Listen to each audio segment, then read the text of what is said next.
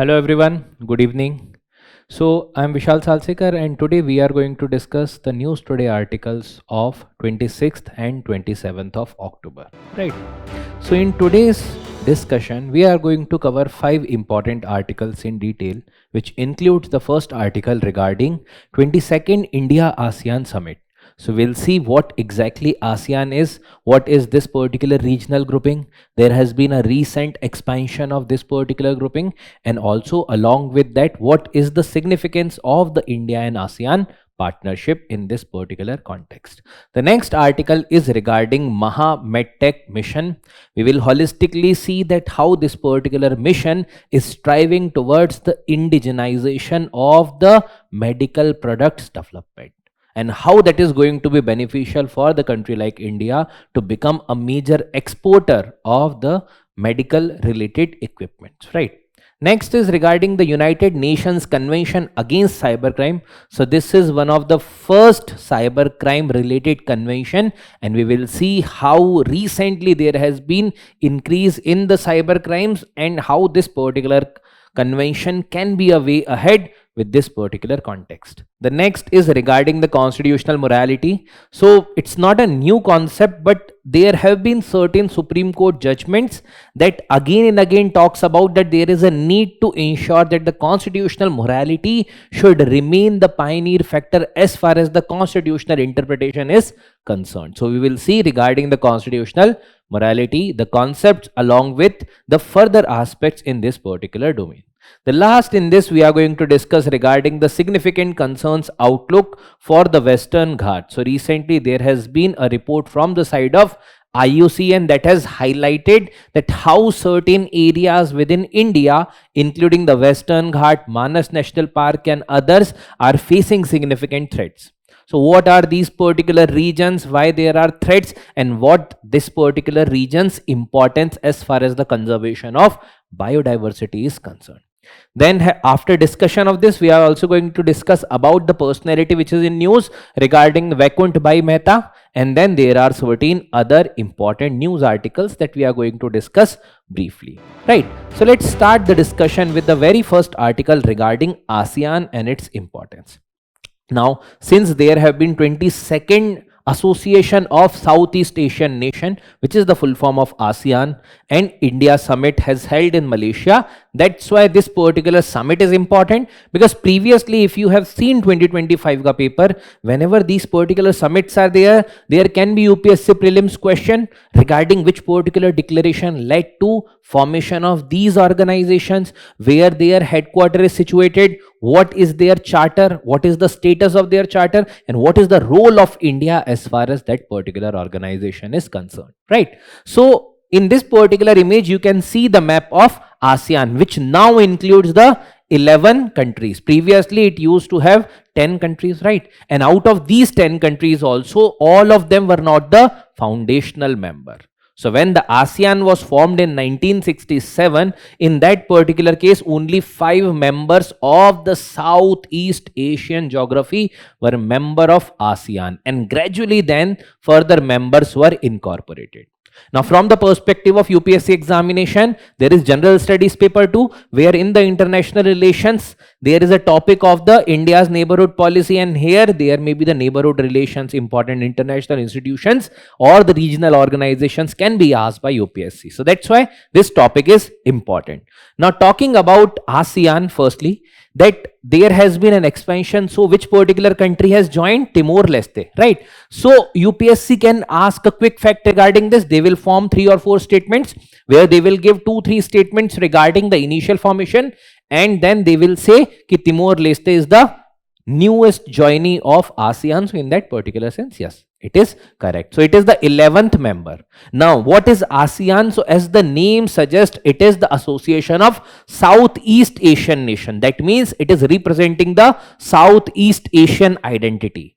So that's why this geographical coherence led to the cooperation between these particular countries, and they came forward in order to ensure a regional identity in the name of ASEAN. Now, this particular organization was formed through the ASEAN Declaration, which was the Bangkok Declaration of 1967, and this particular declaration, as the name suggests, was signed in Thailand, and there were 5 countries which were the pioneer countries of ASEAN.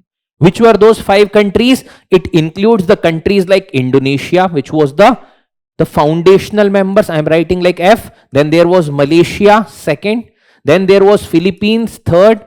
There was Singapore, and there was Thailand. So these were the 5 foundational members of ASEAN. And later on, gradually the other members, which includes the Brunei Darussalam, then Cambodia, Laos PDR, then there is Myanmar, and then there is Vietnam. So these 5 also joined, not exactly in the manner that I have told, right? So these including the 10 member, and now the latest one is the Timor-Leste. So when it is representing certain geographical identity, so it gives a coherence to this particular grouping, right? Now, what are the highlights? Because whenever there is any specific summit, there are certain highlights regarding which even UPSC can be interested about. And UPSC had asked recently in the last year or this particular year only in the prelims examination, they have asked regarding BIMSTEC also and the BRICS also. So there is no surprise if in the next year they might ask regarding ASEAN.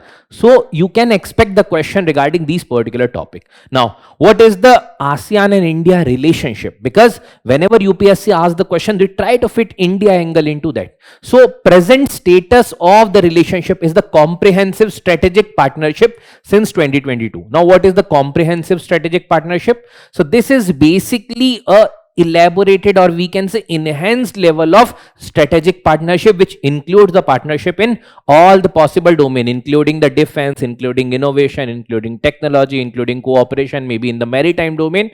So in many such ways they are cooperating, and then they are coming together discussing the issues generally on a yearly basis with the head of the states meeting, right? So generally on the sidelines of the ASEAN summit, ASEAN India summit also takes place, right? So since 2002, we are continuously having this particular summit level partnership where we are participating as a summit level partner. Now, does this give status to India as the member of ASEAN? The answer is no. India is not a member of ASEAN, but India is closely cooperating with ASEAN. India is doing the summit level partnership or taking participations in the ASEAN summit on a yearly basis, right? So why it was further in news? Because Prime Minister of India has not directly taken participation. He addressed the ASEAN Assembly virtually, right? And on his behalf, the External Affairs Minister had taken participation in this. That's why it may be further important that UPSC might be interested about this particular organization. Now, what were the key declarations or key important aspects that were as the outcome of this summit? So the support for the ASEAN India Plan of Action.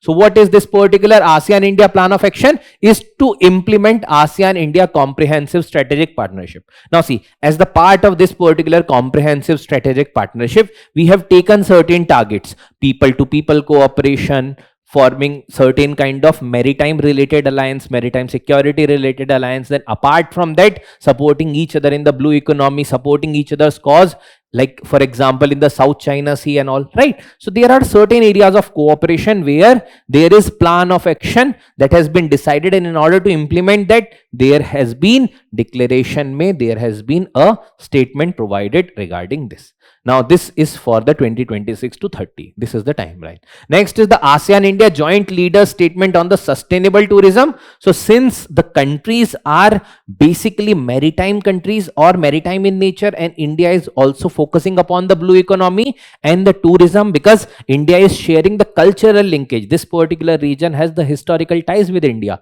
That's why whether the tourism is there, that should be sustainable in nature. That's why the focus is specifically on the sustainable tourism.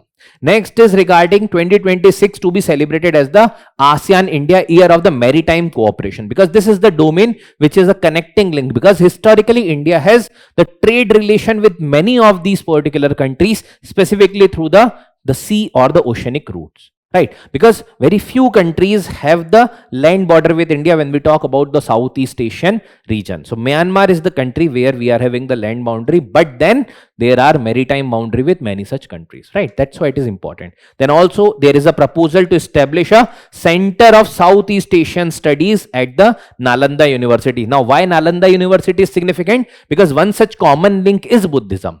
Apart from that, many such scholars from the Southeast Asian countries, even including China, arrived in India, and they had got the education and development of the text. Even apart from that, the Buddhism related linkages with India. That's why it is important. And Nalanda University historically was a significant center of excellence as far as the Buddhism and many other domains are concerned, right? Lastly, the East Asia Summit, which is generally held every year, right? So the Maritime Heritage Festival jo iska hai, that is proposed to be planned in the Lothal, Gujarat. Now Lothal is ancient point of time, so it is very significant location since the time period of IVC, and that's why in the East Asia Summit mein Maritime Heritage Festival is proposed to be celebrated at Lothal, Gujarat, right? So these are certain outcomes of this particular ASEAN India Summit. Now what is the significance? Because see, if the current affairs is giving certain context to the topic, then the topic itself also becomes important. So what is the significance of ASEAN for India? So there are certain important commonalities. The regional connect is very, very important. The China factor is very, very important. So what are these? First, India's support to ASEAN centrality. Now what is this ASEAN centrality? That means if you look at the map of the ASEAN and even the location of India and positioning of ASEAN, you will see that from the position of the eastern part of Africa to the western part of Americas, the entire construct is the Indo-Pacific. Now ASEAN countries are situated at the pivotal location, which is roughly at the center of this Indo-Pacific. Now when we are talking about Indo-Pacific, so generally the countries try to shift the focus away from ASEAN country, which also makes ASEAN country comparatively anxious that is the world's focus is shifting away from us. That's why India is reaffirming that even if we are talking about Indo-Pacific, but you are at the center of the Indo-Pacific. That's why the ASEAN centrality. Now how India is assuring that? So you might have already heard of the Act East policy. So in 1992, India came up with the Look East policy. In 2002, India came out with the Look East through the Northeast, like mainly economic cooperation along with the other cooperation, but mainly through the Northeastern region. And then 2014, there have been significant focus provided towards the actionable outcome, and hence the Act East policy was laid out as an enhanced version of the Look East policy. So Look East and the Act East policy presently which is working. Apart from that, India's Indo-Pacific strategy. In that Indo-Pacific strategy, whether it is the ASEAN's outlook on the Indo-Pacific and India's approach towards the Indo-Pacific, whether through Quad or whether through any other organization like the Indo-Pacific Ocean Initiative. So these particular things are putting ASEAN at the center. Next is regarding trade. Now see, since 2009, India has signed a free trade agreement with the ASEAN countries, but mainly that particular agreement is working in goods domain. So it is the ASEAN-India Trade in Goods Agreement. Now, in the recent summits, India had again and again reiterated that there should be a basic enhancement as far as the subjects are concerned. So if it is only about good, then obviously the other countries which are mainly exporter to India are going to take the advantage. But if it includes the services also, if there is revival of certain new terms, because previously what has happened that generally India importer raha hai from these particular countries, and hence what these particular agreements led to that further flooding of the external product within India, while the India's export to these countries have reduced. So in that particular manner, it is the ratio of 75-25 ki 75% their export increased in India and India's export increased to their country roughly 25%. That means India has not got much benefit. That's why India wants to revive this particular thing even for the services related agreement. Right now the bilateral trade is $123 billion roughly, and where India is having a large deficit. So this deficit need to be plugged. This is the total trade volume, but a major deficit India is having, and specifically from the countries like Singapore, the countries like Malaysia, जहां से काफी चीजें India import करता है. So in that particular case, if the services also gets included, obviously India is going to get benefited. That's what India is asking for, the review of this ASEAN-India Trade in Good Agreement. Next is counterbalancing China. Now many countries of ASEAN sees China as a threat also, or the regional threat. The reason simply is the South China Sea.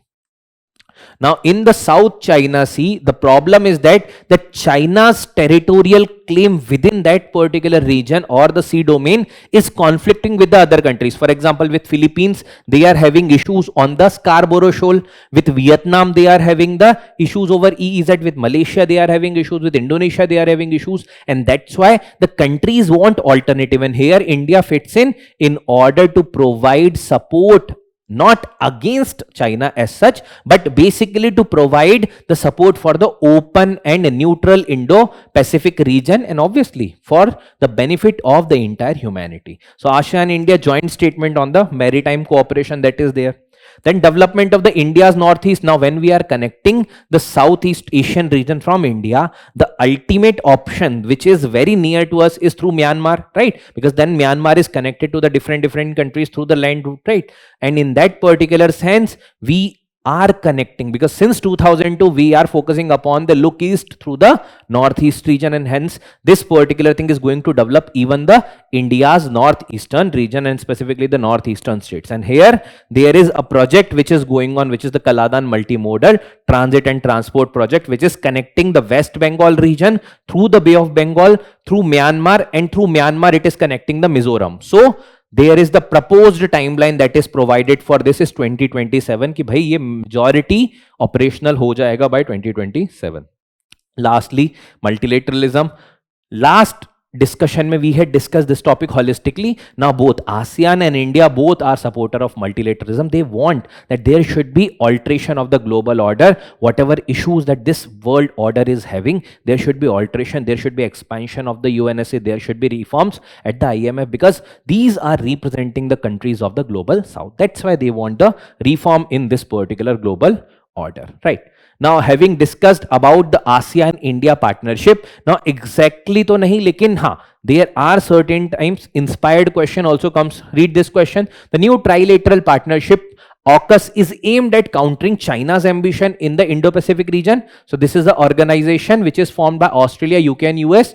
Is it going to supersede the existing partnership? What is the existing partnership? It is ASEAN mainly, or the ASEAN centrality. Discuss the strength and impact of AUKUS. So to some extent, this question is also focusing upon or questioning upon the centrality of ASEAN, and hence there can be even question that you can expect if there is a debate going on regarding this.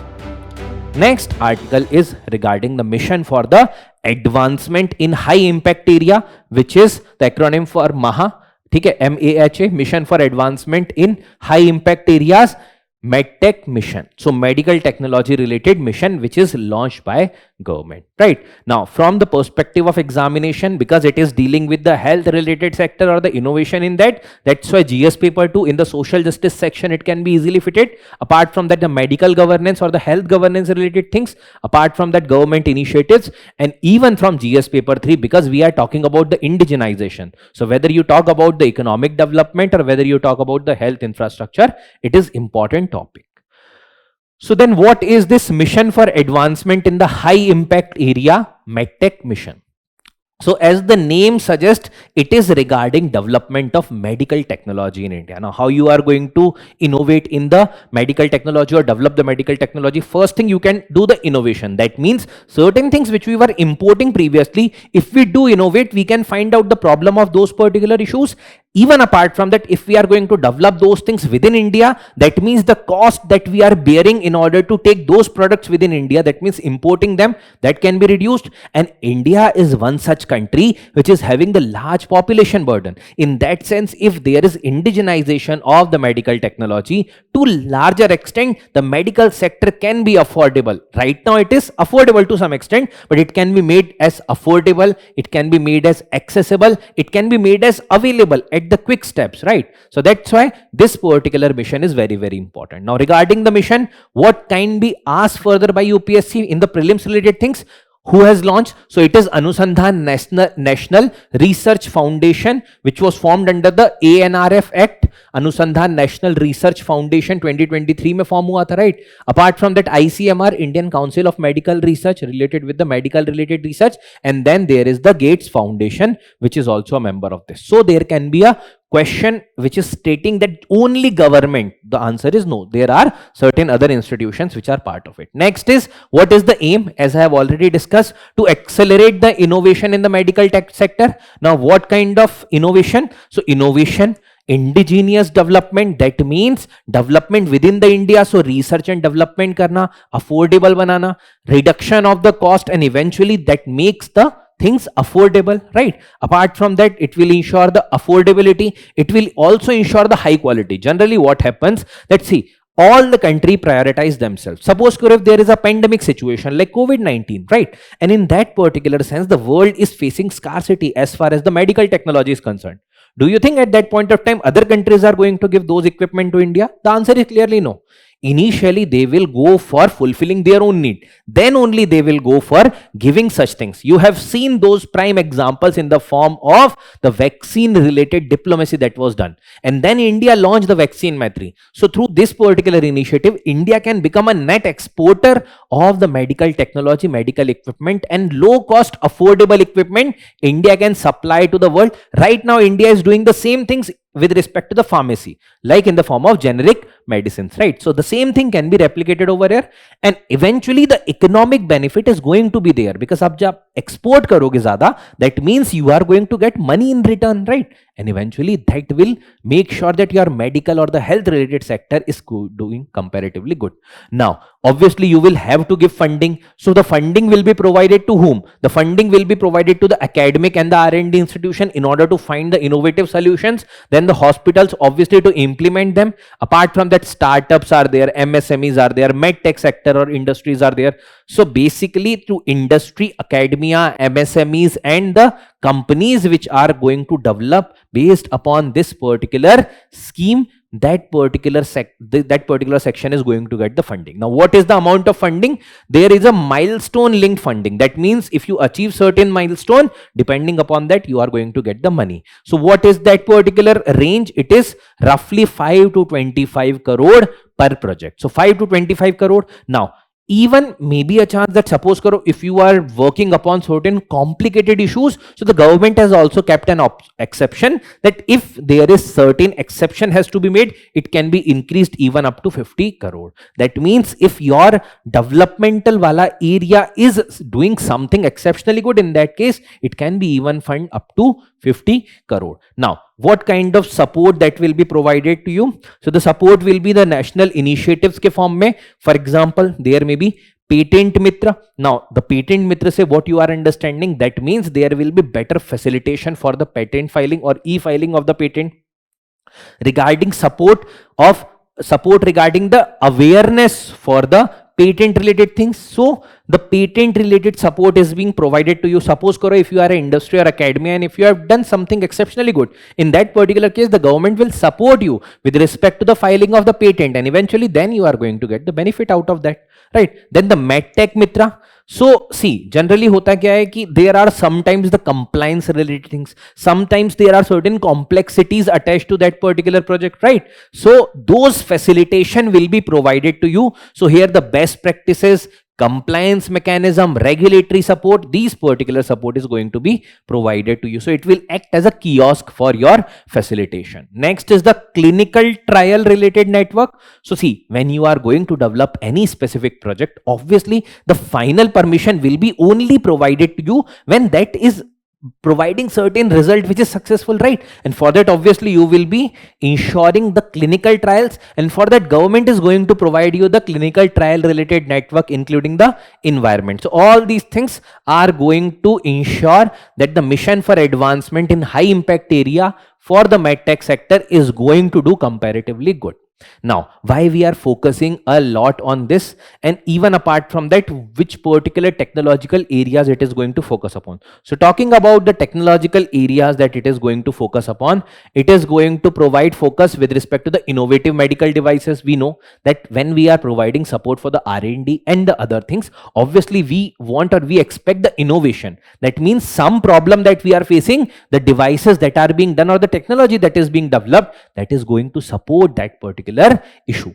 Then even apart from that, IVD or the in vitro diagnostics, that is also being supported. वो technologies भी which is providing the in vitro diagnostics, that is also going to be supported, or that is also going to be provided with the funding, right? So out of the body in basically the lab related setup, what kind of diagnostics that you can do, how the early detection of that particular disease, those things are also going to get the support. Then the high end frontier technologies, whether it is 3D printing, whether it is robotics, whether it is the artificial intelligence, machine learning, whether it is any major things, stem cell therapy and all these things are going to get targeted in this. So you can assume it is including the larger section within the medical sector is concerned.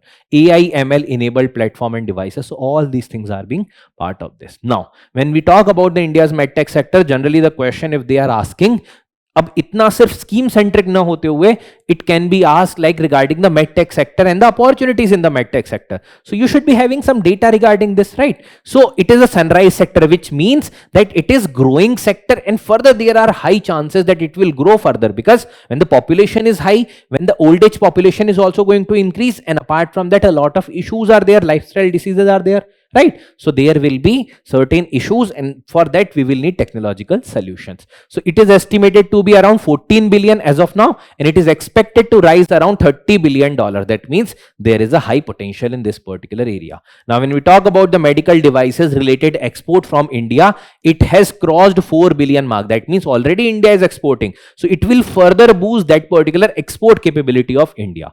India is fourth largest medical device market, so it is also one such fact. And which particular countries apart from India? And we are talking about obviously Asia, right? So the Japan, China and South Korea, and after that we are the fourth largest medical device market in India. That means India have comparatively better opportunities. If we are going to either collaborate and also work upon our capabilities, we will be able to even surpass these particular countries. Now for this, what government is doing, there is production linked incentive. That means whatever production you are doing, for certain amount we can incentivize you, right, based upon your export and production. Then the promotion of the research and innovation in pharma and the medtech sector, for the research development innovation ke liye we are going to provide support. This is also one such scheme through which we are providing support. Then the national medical device policy, obviously that particular policy is going to support the initiatives like this, medical device parts. So all these are going to provide support for the innovation, then development, then the production and further export of this, and that is going to help the entire medical industry, right?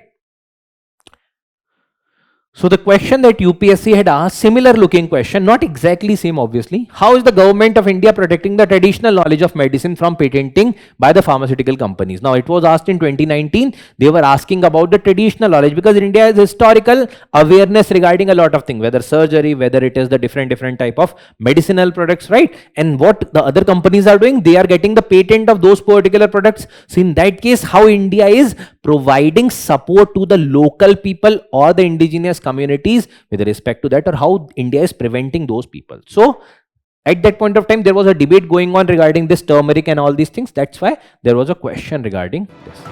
Next is the topic of United Nations Convention Against Cyber Crime. So there are 72 nations which have signed the UN Convention Against the Cyber Crime in Hanoi, Vietnam. Right now, from the perspective of UPSC, again GS paper 2, because if there is any organization in news or any convention, that can be asked in the international relations, right? Even apart from that, GS paper 3, because when we talk about the cyber crime, it is part of the internal security syllabus, core syllabus, right? So that's why the internal security, where the cyber issues and all are very prominent, right?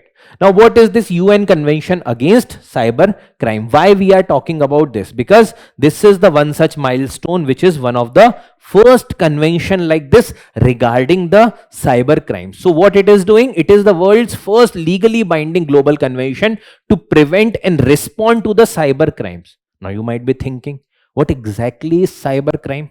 So suppose karo, when you are using your mobile phone or let's say laptop or doing any financial transaction, sometime you receive the call na ki I am XYZ from this department, we have found out certain narcotics or some substance in your bag. Now you have to reveal your identity, you have to give the details, you have to validate your Aadhaar, you have to click on this link, right? So these kind of things, when that is that is happening with you, that particular thing can be one such way of cyber fraud. But then there are many other things, some type of spoofing, maybe spamming, maybe phishing, maybe let's say ransomware attack, maybe data theft. There are n number or the numerous ways in which the cyber crime can take place, right? It's not necessarily that only after taking the OTPs or clicking on the link the cyber crime takes place. And it's not only India, it's across the world, because when the data is there on the portals or data is there on the globe, the data is bound to be vulnerable, and hence in this particular sense there are high chances of the cyber crime. And it's not like that only one country will be able to prevent that, because when the data is online it is not seeing any specific border, right? So in that particular case it is the global cooperation that is needed, and this can be considered as the one such earliest step in this particular regard. Now, what is this particular convention? So it was adopted in UNGA in 2024, and the condition that was mentioned that it will enter into force 90 days after the ratification by at least 40 member states. Now right now what has happened, roughly 72 member states have signed. Now after that their parliamentary or whatever system they are following will ratify. Once they will ratify, after 90 days of this particular ratification, it will come into force. It will be legally binding for those countries which have signed and ratified, right? Now what this particular convention is, first it is talking about the electronic evidences. Now what is this electronic evidences? Maybe the details regarding the financial transaction, details regarding the images and the videos shared, details regarding the links, detail regarding certain things which is available online, right? So in that particular case, it is the first global framework for the collection, sharing and use of the electronic evidences. So this convention is giving focus upon the electronic evidences, because in the cyber crime this is the one such thing that is available, though no physical generally contract or certain things are available, it is generally the electronic evidences, right? Next is criminalization of cyber crimes. So many such places पे or many such countries के जो laws हैं that are not considering cyber crime as the criminal offense, right? And hence generally what the countries might have done, either they have created their own framework. For example, India has incorporated those particular things in Bharatiya Nyaya Samhita to some extent regarding the online crimes or basically the organized crime context, right? But then there are cyber dependent crimes and the offenses that are the online frauds, maybe the fraud regarding, let's say, sharing certain images or obscene video that has been maliciously created utilizing certain electronic tool, or maybe your own video that is getting circulated, offensive videos against children, against women, right? So these particular things are going to get dealt with this particular convention. So it also recognizes the non-consensual dissemination of the intimate images as an offense. Matlab, if you have possession of certain content regarding this and you are circulating, that means the criminal proceedings can be initiated against you. So it will not be dealt as a normal offense, it will be a criminal offense now. And see, as I've told you, that it is not seeing any border. So if you are sharing, let's say, with a person sitting in America, so obviously there will be the convention that is needed, which is incorporating those countries, so that if, let's say, India tomorrow asks the support from America in order to try that particular individual, so there should be a global network, and hence the global network is being created with the first global 24/7 cooperation network. जैसे ही कोई cyber crime report होता है, there will be global network regarding that activated, and that will go through the entire world का जो data है regarding that particular thing, right? So these are the things as of now that are part of the convention. That means holistically it is incorporating the electronic evidences, even those things, your data, your personal things that should not be circulated without your consent. It is including the non-consensual, even it is incorporating cooperation between different countries regarding this. Now when we are talking about cyber crimes, now as we have discussed the definition of cyber crime, but it can be of two types. One, which is the conventional crime facilitated by the cyber domain, let's say Initially there was money laundering, it was even before the arrival of cyber, but through the arrival of the digital age, there have been even incorporation of, let's say, blockchain technology in this. So now this thing is further enabled by that. So cyber enabled crimes are those conventional crimes which are now going on in the online mode. So it is the traditional criminal activity conducted online, maybe let's say hawala network, maybe money laundering network, like this. Next is the cyber dependent crime. For this, there should be existence of the cyber network. For example, let's assume the scenario, if there is no data online, in that particular case, how somebody is going to theft your data, do the theft on your data, right? If suppose karo, if you are not operating any mobile device, how one can take out the money from your account, right? So the problem is that there are certain crimes which are dependent on cyber. If there is cyber related thing, if there is electronic things, then there are crimes that may be there. There may be phishing, there may be ransomware attack, there may be malware attack, Trojan horse attack, right? So these particular things, they committed through the use of the information and the communication technology devices. Now what is the threat? Now see, again, like discussed in the last article, if there may be a question regarding the cyber security or cyber threat, obviously you are expected to quote certain relevant data which is updated also. So see, it is transcending through the geographical boundaries because it is not seeing any specific boundary. It is targeting system, network, individual. So ऐसा नहीं है कि it is only targeting individual, only cooperation. Depending upon the relevance, it can target individual also, company also, specific set of individual, maybe specific sex, specific maybe the age group के below या age group के ऊपर, right? So that may be there. Apart from that, by 2024 there is a data that approximately 65, so it is roughly 65, 60 to 68% के around global population which is online. That means they have online presence. When you have online presence, that means it is giving you opportunity also, because there are a number of online opportunities, but it is also making you vulnerable, because suppose if there is a deep fake, then obviously that deep fake can be misutilized also. So that's why it is opportunity also, it is vulnerability also. This is giving an data regarding the online population. The regions like Southeast Asia and the South Asias are the major hotspot, because you will see that major threat with respect to these networks are to the population of these countries. Generally, the answer for this particular thing is because of the lack of regulatory framework or lack of the data protection related sensitivity in these particular regions mainly. So they are described generally as the ground zero for these, right?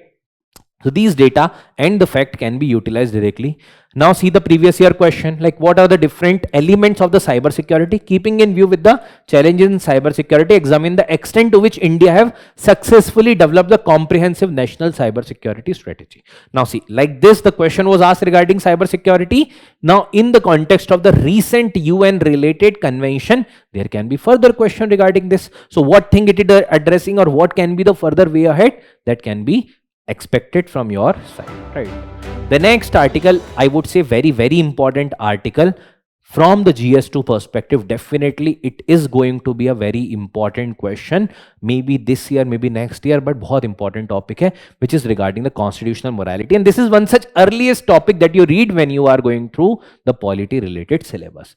So the article is regarding the constitutional morality, a tool to combat the social evils. So this article is basically talking about how the term which is constitutional morality, which is not a term only, which is a basic philosophy behind the constitution, that the constitution should not be interpreted in the literal sense कि भाई अगर equality लिखा है तो everyone should be equal. No, there are different sections of society. In that sections also, some may be comparatively having well positioned, some may be deprived. So in that case, you have to ensure that equal treatment, but there should be certain differential treatment also in order to support the larger section. तो आपको जो constitution की line पढ़नी है, the lines of the constitution when you are reading, that should be not exactly in the literal meaning, but the liberal meaning, means in order to incorporate the larger benefit.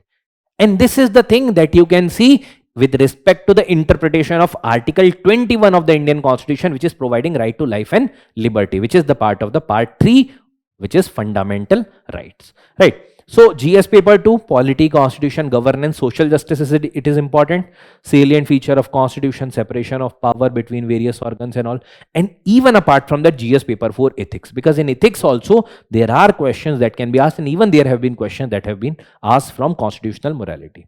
Now, the term what is constitutional morality? मतलब क्या है इस particular term का? So to some extent I have already addressed. So it is the adherence to the constitutional norm. So see, there were debates around the constitution that is it sufficient to just have the constitution, or there should be more than that particular thing is needed. So the answers came like, if there is a constitution, obviously it is going to codify a lot of laws. But what if that particular law is taking care of that time and space? मतलब अगर laws बने हैं 1950 में, the society was like not exactly like right now. What kind of society it is? There are a lot of extra things that have been incorporated, whether it is the aspects regarding privacy, whether it is aspects regarding pollution, whether it is the artificial intelligence, whether it is the online related things, cyber fraud. So वो चीजें तो उतना predominant था नहीं, right? So hence there should be interpretation of those particular article in the light of the present time and space, and there should be liberal interpretation in order to keep the spirit of constitution alive. So the constitution should not be thought as a rigid document, but as a liberal document empowering people, and that's what is the meaning of the constitutional morality. So the constitutional norm should not only in letter but also in spirit, right? If it is said that by right to life and liberty hai, so it should not be only taking one's life. Even there may be multiple facets of life. Pollution free environment is also right to life. Right to privacy is also right to life. Having shelter is also right to life.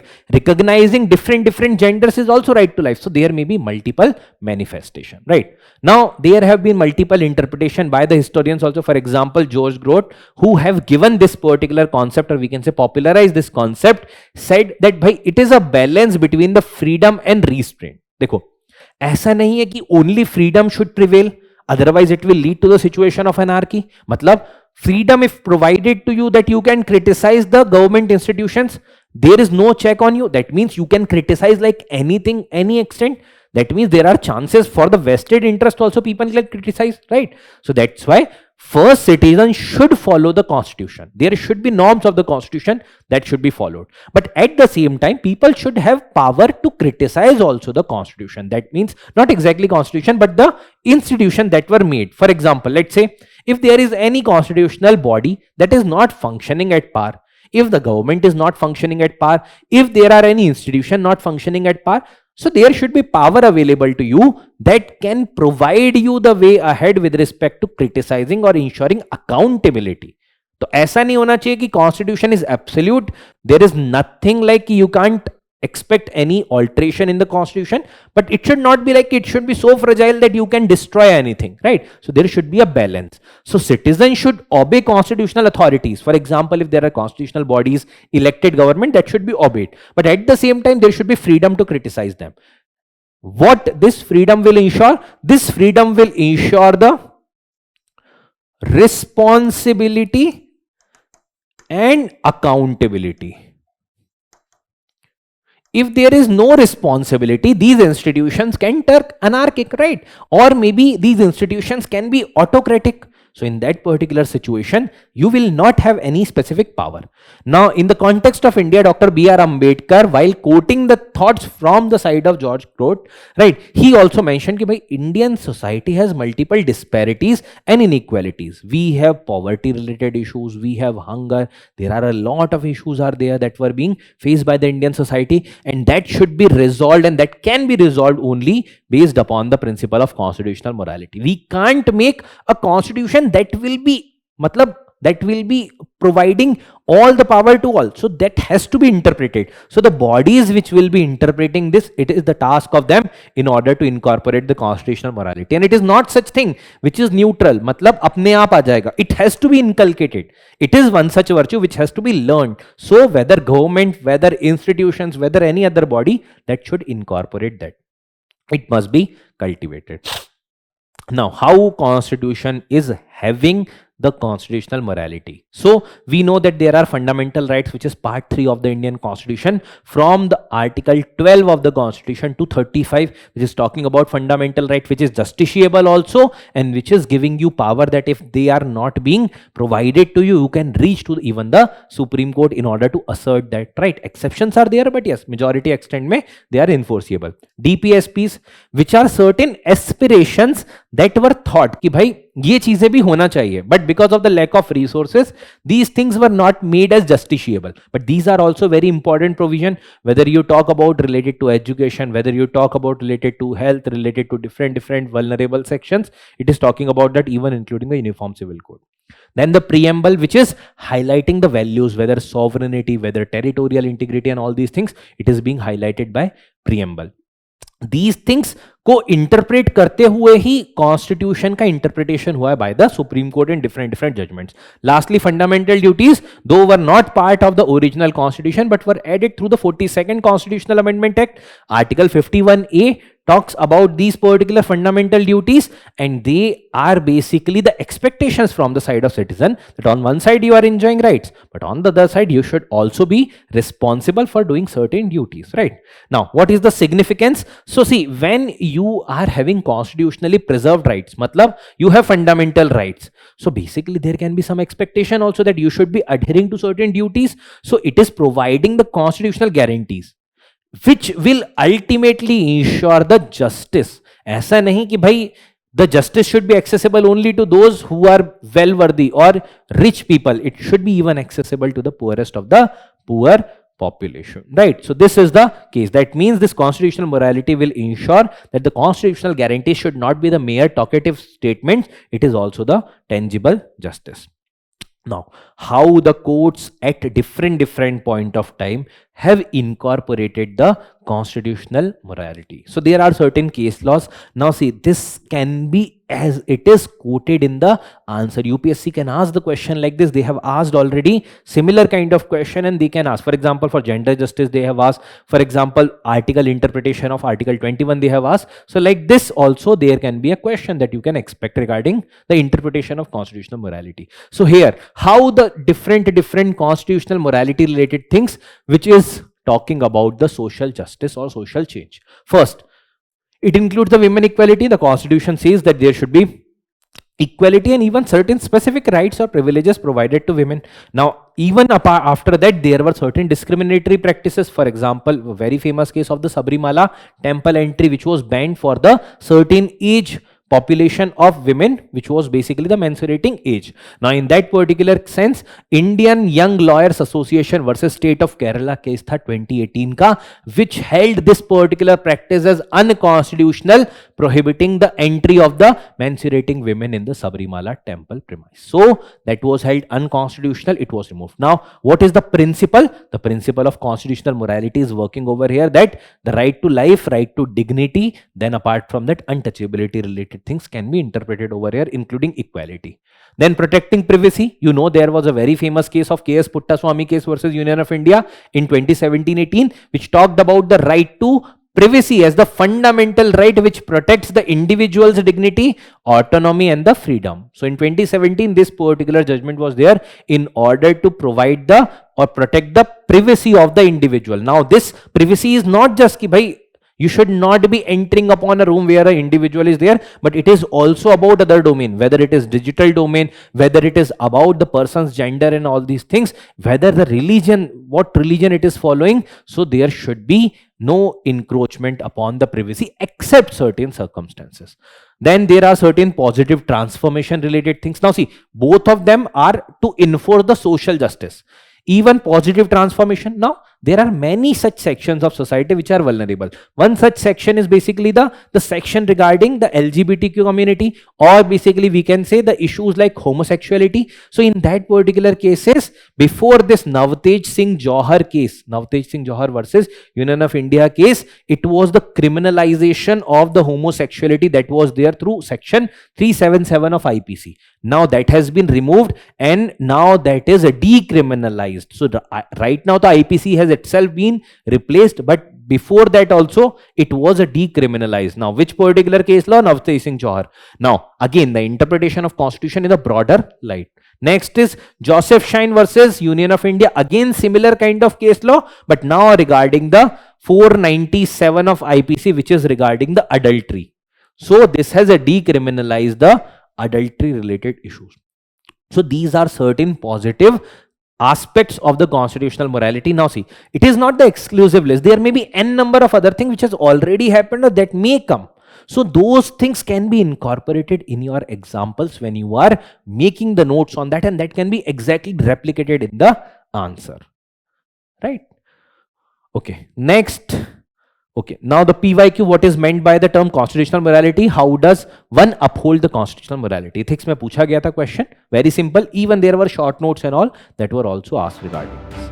The last article in this is regarding the IUCN World Heritage Outlook 4 report, which categorizes the Western Ghats as being the significant concerns. Now, we have already discussed briefly about this particular report which is being released by IUCN. So, UPSC can simply ask one thing, ki the World Heritage Outlook 4 report that has been released by which organization? IUCN. Now, again, later on, then there are certain other things. So, prelims related, these questions can be asked. What are the categories? So, categories are critical, then significant concerns, then good with some concerns, then good. Right. So from the perspective of UPSC, GS paper 3, environment and the associated aspects including conservation, this can be a probable topic. Now, what is this IUCN World Heritage Outlook? Now, as the name suggests, that it is the assessment of the conservation prospects of the World Heritage sites. So, what all World Heritage sites are there, it is checking those particular sites for the natural values, that what extent may there are certain concerns that are attached to those particular sites, whether they are in good category or they are good with certain concerns. That means जो practices चल रहे हैं ठीक है but deteriorate नहीं होने देना, or whether it is a significant concerns का category, that means it is getting deteriorated, and if there is no reversal that is being done, it will get further deteriorated. मतलब अगर आपने ध्यान नहीं दिया, it will get destroyed completely, right? So it is assessing this in 4 categories: good, good with some concern, significant concerns, and critical. So 4 categories are there. Obviously good means everything is going fine. Good with some concerns means certain issues are there, but broadly the policy is taking care of that. Significant concerns means there is deterioration which is going on. So there is current threats and potential threats are there. It requires the additional things or additional support. Critical means it is already getting depleted. There is urgent need in order to resolve those issues. Now, significant concerns category mein Western Ghats is there. Then Manas National Park, where it is in the Assam. West Bengal Sundarban National Park, again the mangrove related national park, where even the tiger species which is basically walking in those particular mangroves, that is available. So that is also having significant danger because it is in the significant concern category, right? Now, when this World Heritage Outlook report के बारे में prelims और means के बारे में भी question पूछा जा सकता है. So the areas that are being highlighted, that can also be asked in the examination. For example, we have seen Manas National Park, where Assam, Sundarban in West Bengal. Now, even apart from that, which particular region this report is highlighting, that is further more important. This region is Western Ghats. So what is Western Ghats? What is geography? Let's see this thing. So it is roughly 1600 kilometer long. So if you see the map of India, let's say roughly this is the, let's say, western boundary. So yahan se leke pura aakhri tak ka region, that region is having a natural barrier available with certain passes, and that is very near to the western coast. It is running parallel to the western coast, which is the Western Ghats. Now, talking about these Western Ghats are even way older than the Himalayas, right? So age wise they are older than Himalayas. Now, talking about the region, what state it is? It is Gujarat. So from Gujarat, then Maharashtra, Goa, Karnataka, Kerala, and the Tamil Nadu. It is there. And where the eastern and the western Ghats are merging, it is in the specifically Nilgiri region, right? Now, ecological significance kya hai? So UNESCO's World Heritage Site, that's why obviously we are discussing, and it is one of the 36 biodiversity hotspot. What is biodiversity hotspot? Means it is holding or hosting a significant amount of biodiversity, which includes the flora also and fauna also. And that particular biodiversity is also facing certain threat. There are threats. The population is declining. There are certain number of population of the species which is in the critically endangered or vulnerable. And it is also one of the world's 8 hottest hotspot. Now, in the hotspot also, it is one of the hottest hotspot, means there is significant amount of population which is in the threat. That means the urgent concerns को address करने की requirement है यहाँ. Now, there are 325 globally threatened species that are available. Exact number obviously is not important, but significant amount of species that are there, and even they are threatened, including even the Nilgiri Thar. Right. Now, this is a evergreen forest region. So it is a non-equatorial. It is not situated at the equator or the equatorial region. It is non-equatorial tropical evergreen forest. If you see the location, it is basically lying below, roughly below the Tropic of Cancer, but above the equator, way above the equator, right? So that's why it is a tropical evergreen forest. Tropics region में available है. Influence on the Indian monsoon weather pattern, because see, when the monsoon waves are coming, let's say assume this is the equator region, right? So 0 degree. Now यहाँ से winds आ रही हैं, ठीक है? So there are southeast winds are coming like this, and after crossing the equator they are turning into the southwest winds, and then the western coast पे जो के पास में जो वेस्टर्न घाट्स है, that acts as a barrier, and there are certain passes through which these winds are getting channelised. So it is also acting as a barrier, ensuring that the rainfall should be there. It also facilitates those particular wind waves, right? So this is the case, like monsoon weather pattern को ये influence करता है. Then की barriers and moderates the tropical climate, right? So all these are the significance of this particular region, Western Ghats. Now, when we talk about, obviously, as the report is highlighting, that there are significant threats that is associated with this. So what are the threats basically associated with the Western Ghat? Why it is there in the significant concerns wala list? First thing is the infrastructure development.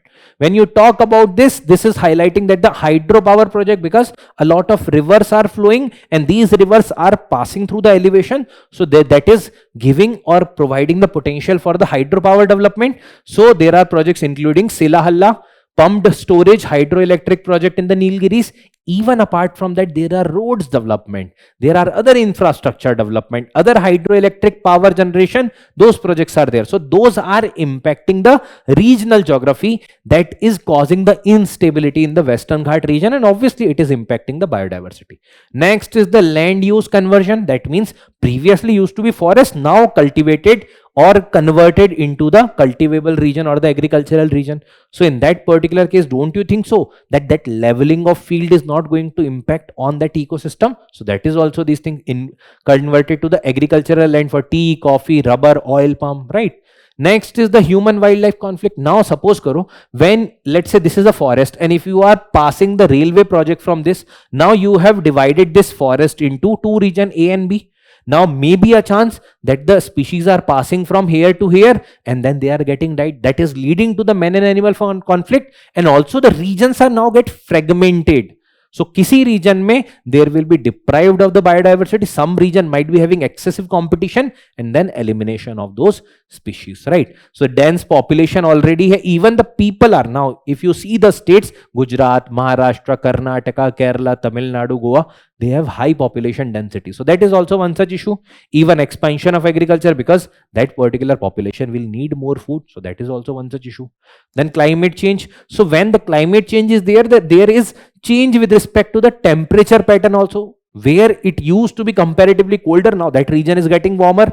So what the species will do, whether it is flora or fauna, that will shift also along with the temperature shift pattern. So there is an example of Nilgiri flycatcher that has moved from the warm lowland to the cooler highland area. Previously that region used to be the cooler region, but now because of the climate change, that region is getting warmer. Invasive alien species. Now when you are going to remove, let's say, the forest, obviously you are going to do certain plantation in order to hold that particular region. Now what you are doing, eucalyptus and acacia, these particular crops which are exotic as well as invasive, so that is reducing the local population. Local means local biodiversity population. Apart from that, that is taking the excess of mineral from the soil, and that is causing impact on the natural forest, right? So these are the issues or the threats that are being faced by the Western Ghats region, right? So you can expect the question even in the prelims regarding the geography, even from the perspective of the GS paper 3 environment and ecology, where the biodiversity mein man and animal conflict is one such prominent example, and even the biodiversity of Western Ghats is an important topic, right? So next is regarding the personality in news, and today's personality is news is the Vaikunt Bhai Mehta. So the time period is mentioned 1891 to 1964. But regarding his contribution, because see again, as I have already told you, that we generally talk about those personalities which are quite famous, and the NCRTs are talking about that. But there are many such prominent personalities who have contributed immensely, but not got the sufficient credit as far as the books are concerned. So whenever the government is celebrating any specific event regarding those personalities, that is very, very important. So recently the birth anniversary of Vaikunth Bhai Mehta was celebrated, and that's why he was in news. So born in Bhavnagar, Gujarat. Which region? Bhavnagar, Gujarat. With the name also you can get an idea regarding the region. Now, why he was famous? Because he was the pioneer doyen or the Bhishma Pitama of the cooperative movement in India. So when the question might be asked regarding the cooperative movement, you have the scope to quote about the personality of Vaikunth Bhai Mehta. Now, he served in the Maharashtra State Cooperative Bank as the chief executive for around 35 years. Apart from that, in the Bombay province, he was the Minister of Finance and Cooperation. Obviously, he was associated with cooperatives, right? He was also first chairman of the KVIC, Khadi Village Industries Commission, right? He was also provided with the title of Kaisar-e-Hind. The title was provided to the most prestigious personality who have contributed immensely, right? So he got this particular medal for the cooperative related development and his contribution in the Khadi and all. So he was also one such aide for Mahatma Gandhi, one of the prominent aide of Mahatma Gandhi. So most trusted lieutenant of Mahatma Gandhi ji in the Khadi movement, right? So again, now you can read the information, you can get the importance of this particular personality, but generally not read or not mentioned in the conventional books, right? So that's why it is important, and you can see the UPSC is also asking question about such personalities now. So this is about the Vaikunth Bhai Mehta. Now, let's discuss certain other quick updates. So first in this is the Global Financial Stability Report. Whenever there is any specific report in the news, you can expect the question like, this is the report which particular agency has issued this report. So it is by the International Monetary Fund, IMF, which is talking about the Global Financial Stability Report. Now you can also guess that the IMF is one such organization which is dealing with the financial stability. That's why it may be there. Other key reports are World Economic Outlook and also the Fiscal Monitor. These are being released by IMF. Now, this has been recently released. Now, what is this? This is the regular assessment of the global financial market. It assesses the financial market, the conditions of market, and highlights that whether there is any threat to the financial stability of the countries and the world in general. It talks also about the potential systemic weakness. What is the key findings? Dekho. Now, everywhere there is war going on, right? So when these war-like situations going on, obviously the getting of fund becomes comparatively difficult. So generally the accessing of fund become difficult. So tighten the global financial conditions. Apart from that, role of the major geopolitical risk event. Now when geopolitical risk is high, the country do not want to give money to other country because the returns are comparatively lesser possible, right? So that's why it is a issue. So this is regarding the Global Financial Stability Report. Next is the Subansiri Lower Hydroelectric Project. So Subansiri Lower Hydroelectric Project undergoes the test run. That's why this was there. Now in these particular cases, generally the river on which this is situated, what kind of project is this, and also the location where it is there. Generally itna hi पूछती है, not exactly कितना megawatt है क्या है, not that important. So Subansiri Lower Hydroelectric Project, run of the river scheme hai, where on the Subansiri river, which is a tributary of Brahmaputra river, important, where it is situated, North Lakhimpur on the Arunachal Pradesh Assam border. Who is the implementing agency? It is the NHPC, National Hydroelectric Power Corporation, right? So NHPC is the implementing agency regarding Subansiri Lower Hydroelectric Project. Now, in the wake of when the China is constructing dam on the Yarlung Zangpo or the Brahmaputra river, like this you can expect the question. Next is dark matter. So recently there have been studies that suggest that a dark matter could be explaining the mysterious gamma ray glow in the Milky Way center. So generally when you see the Milky Way, at the center there is something which is glowing. Now we exactly don't know because zaruri nahi hai na Milky Way ke beech mein there is something like the source of light like sun and all, right? So basically this is mentioned that dark matter ka study can provide the help in order to decode that. Now, what is dark matter? So, roughly 27% of the universe, as per estimation by the scientists, it is made up of the dark matter. जिसके बारे में we do not exactly know what is this, but it is an invisible glue which binds the entire universe, right? Now, it is an invisible glue that binds the universe together, making up most of the mass of the galaxies and the galaxy star. Because the things that you are able to see, sun, planet, different other star, different other things, that are the visible part, but that is roughly 5% only. 95% is roughly invisible, that is made up of the dark matter and the dark energy, right? So unlike normal matter, it does not interact with the electromagnetic force, that's why you can't see. So it neither gets absorbed nor reflects the light, right, nor emit the light, making it extremely hard to spot. So जब कोई चीज absorb भी नहीं कर रही, emit भी नहीं कर रही, and that's how you see the things, right? When I am emitting the light, that's how you are able to see me, right? So that's the difficulty with respect to dark matter. Now, believed to shape the cosmos, organizing the galaxies, cosmic objects on the larger scale. That's why we say that the universe may a lot of mysteries that are yet to be decoded. Many kya matlab, we can say majority of the things are yet to be decoded. Next is regarding the Karakoram and the Changtang Wildlife Sanctuary. So when these wildlife sanctuaries are there, obviously the location is very important. So both of them are situated in the Leh Ladakh. So the context is that the proposal to redraw the boundaries of the Karakoram and the Changtang sanctuaries in Ladakh has been received by the central government. So what are these sanctuaries? Karakoram Wildlife Sanctuary 1987, Karakoram range in Ladakh region, right? So snow leopard, Himalayan brown bear, Himalayan wolf, ibex, then blue sheep, etc. are the prominent species, and flora mein alpine vegetation, medicinal plant, cold desert flora, these are important, right? So this is Karakoram. Generally, the question will be about location or some species related things. Species you can easily get if it is the high or the mountainous species wala thing. Then the Changtang Wildlife Sanctuary, again Changtang Plateau in the Leh Ladakh region, right? Home to the highest altitude water lake. So Muriri is there, then Pangong So is there, then Sokar is there. So these are the prominent lakes, right? Snow leopard, Tibetan wilderness, then the dark naked crane, right? So these are the species available. So this is regarding the Karakoram and the Changtang Wildlife Sanctuary. Next is regarding the national song Vande Mataram. So when we are aware regarding the basically regarding the Jan Gan Man, we should also have an idea regarding what exactly is the glory of Vande Mataram also. So in that particular sense, the Prime Minister in recent Mann Ki Baat have highlighted that these particular things should also be promoted, because right now we are going to celebrate the 150th anniversary of this particular beautiful song, right? Now, when this is there in news and it has played a very important role as far as the Swadeshi movement is concerned and the entire national movement is concerned, so we should be having an idea regarding who composed it, which particular novel may it was included, who sung it first and all, right? So Prime Minister urged citizens to mark the 150th year of national song memorable. So now, when we talk about the origin of this particular song, so it was originated roughly in 1870s by Bankim Chandra Chatterjee. The original composition was in Sanskrit.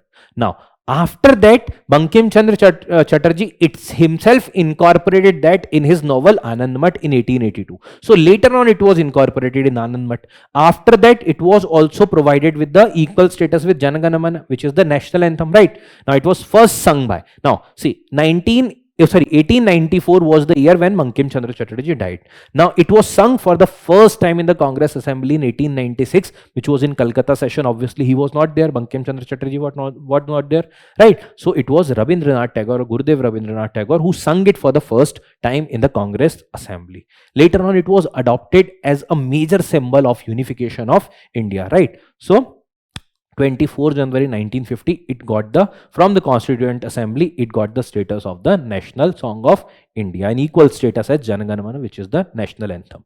Next is regarding coffee. Already in one such previous article, we have discussed in detail regarding coffee. But then Prime Minister again in the Mann Ki Baat itself highlighted that India is becoming a major coffee growers. It has become the 7th largest coffee grower, right? So India is now the 2nd largest coffee producer in the world globally.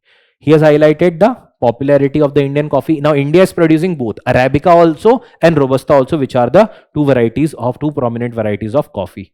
Now 70% of the coffee produced in India is being exported. So it is one such product, a plantation crop, which is exported also. Roughly earning is $1.80 billion 2024-25. That means the potential is also very high if we further work upon this.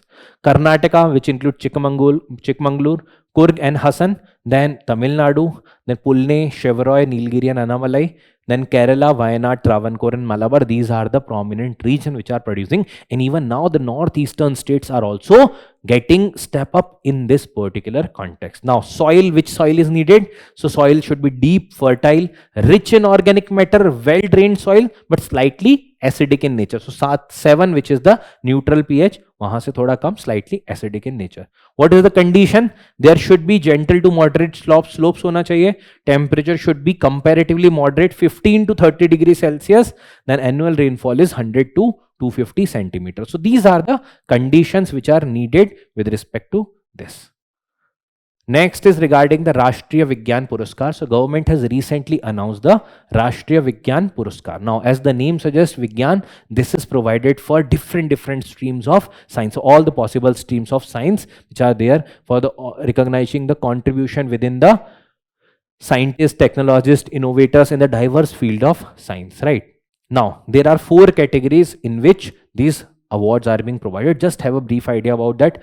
Vigyan Ratna, lifetime achievement in the science. So who has got this? Professor Jayant Vishnu Narlikar. For the physics contribution, he has got posthumously the Vigyan Ratna Puraskar, which is the highest science award. And now you can see that even it can be provided posthumously. That means even after that it can be provided. So Hoyle Narlikar theory of gravity, which provided an idea which was alternative to the Big Bang theory, which he has provided. Next is the Vigyan Shri, which is for the distinguished contribution within the science, for the distinguishment within that particular science related sphere, it is being provided. Vigyan Yuva Shanti Swarup Bhatnagar, who had contributed significantly in the science domain, recognizing and encouraging the young scientists in India. And Vigyan team, as the name suggests, for the team effort, more than 3-member team, it can be provided if they have worked exceptionally in the science and technology domain. Next is regarding the National Biodiversity Authority. So National Biodiversity Authority recently released the fund for the Biodiversity Management Committee in the UP and Sikkim.